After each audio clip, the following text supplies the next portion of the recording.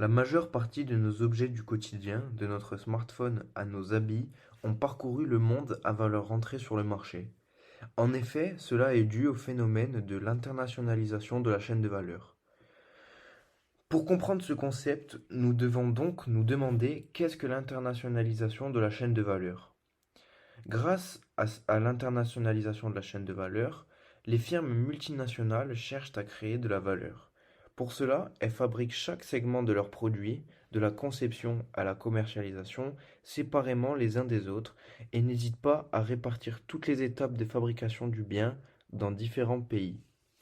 Pour cela, elles disposent de deux stratégies: soit la délocalisation, qui correspond à choisir la localisation des unités de production entre plusieurs territoires, ou bien l'externalisation, qui consiste à confier une étape de la production soit à une filiale, soit à un sous-traitant.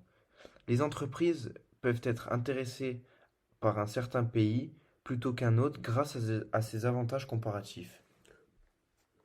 Pour mieux comprendre, on dit qu'un pays a un avantage comparatif si son coût d'opportunité est plus faible que dans d'autres pays.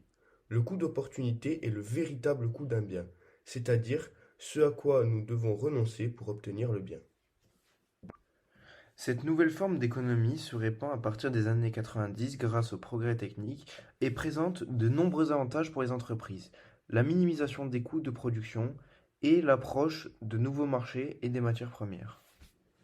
Pour illustrer ce concept, prenons deux exemples de firmes multinationales connues du grand public, Apple et Airbus.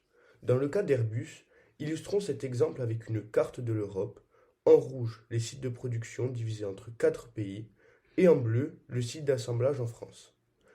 Et pour le cas d'Apple, nous pouvons voir sur la carte du monde une partie de cette internationalisation. La recherche et le développement de l'entreprise se fait aux États-Unis, tandis que l'assemblage des nouveaux iPhones se fait dans la ville de Bangalore au sud de l'Inde. Ces deux exemples illustrent très bien cette nouvelle forme de commerce international.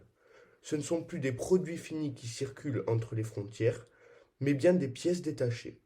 Cela renforce donc les échanges intra-firmes, participant ainsi à la mondialisation.